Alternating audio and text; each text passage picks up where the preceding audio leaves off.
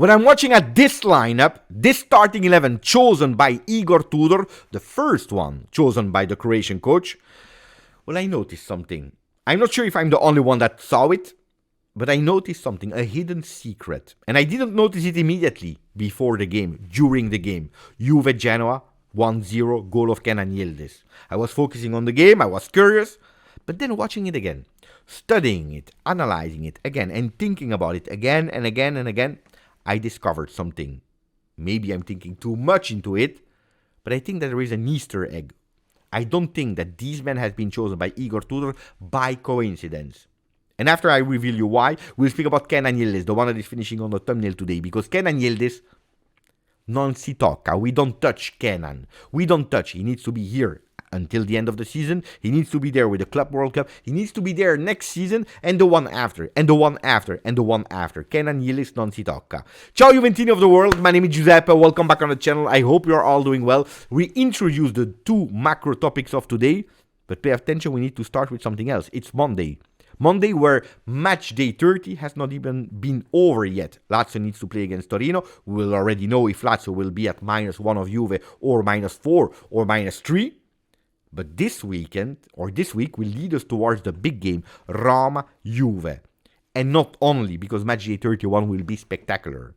Because there are a lot of teams that are running for that top 4. A top 4 that is crucial, fundamental for Juve.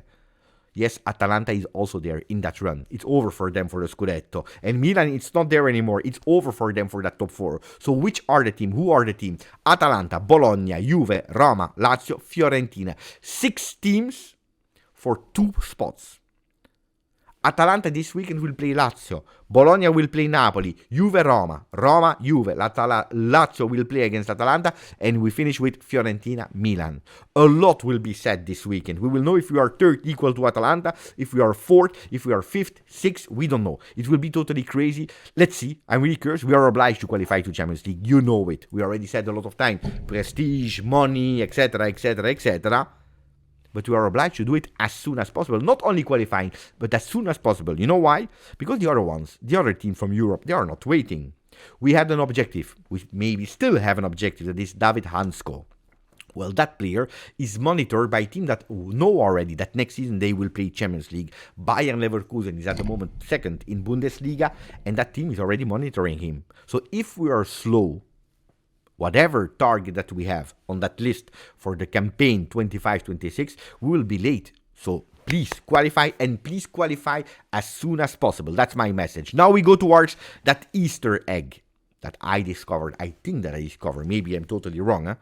But what do you see in the starting 11 from Igor Tudor? Di Gregorio, Gatti, Veiga, Kelly, Nico Gonzalez, Locatelli, Thuram, McKennie, Koopmeiners, Yildiz, Vlahovic. There is one player that I've put there in yellow. It is Renato Veiga, because according to me, that's the only exception to the rule. What do we notice? That 10 on 11 players are owned officially with a long-term contract by Juve. All these players are there today. They will be there during the summer, and they will probably also be there in 25-26. Of course, you can still sell them, but these players, they have at the moment on paper a future on Juve.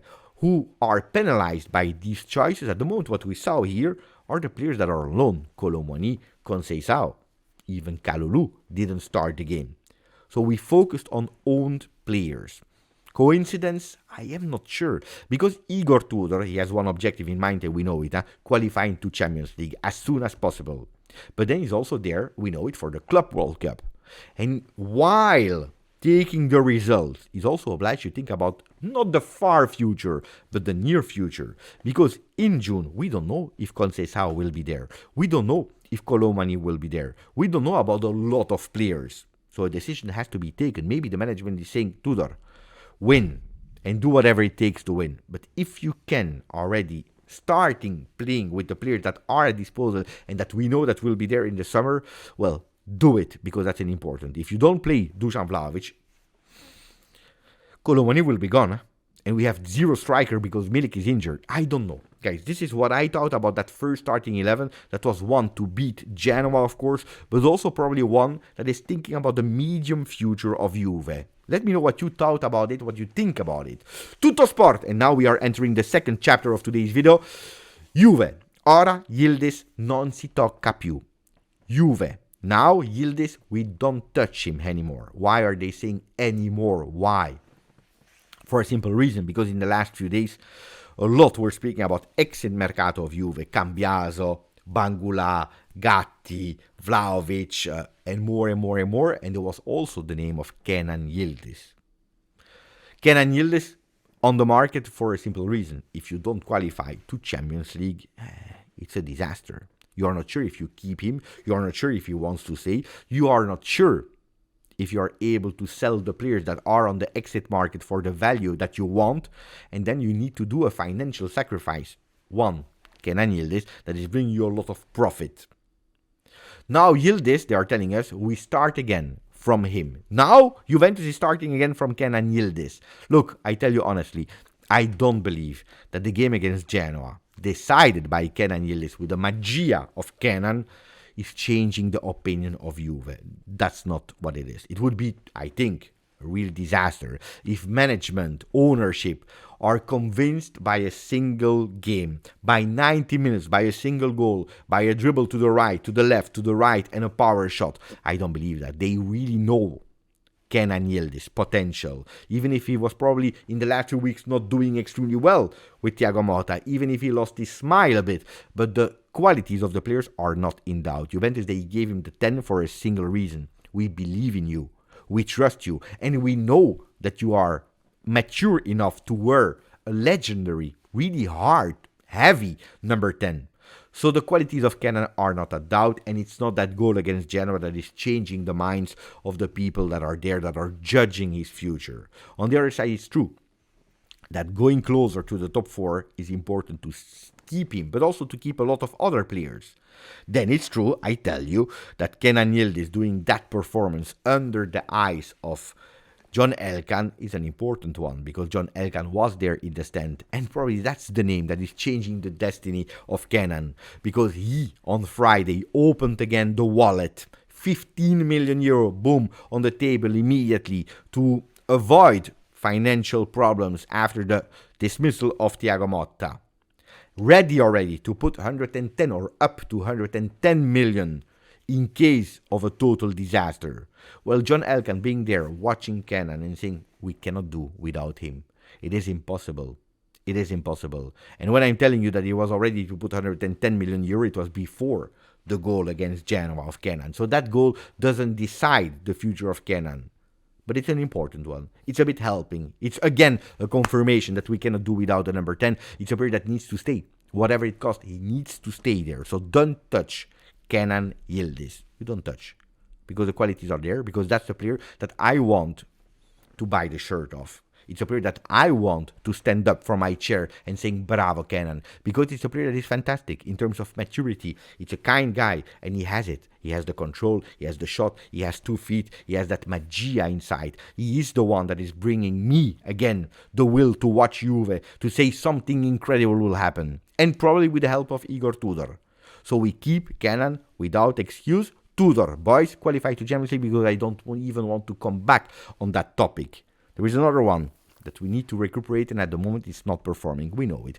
It is Koopmeiners. We spoke about him yesterday twice, because we did 2 different videos. This week, we will work on him. Tudor decided to work on him. He will do exactly what the other players are doing, so training session with the team. He will not be isolated, but on top of that, extra work for the Dutch number 8. He needs to come back at physical level, because they discovered that physically he's not yet at the level. He's far from the other players, so he will do extra session,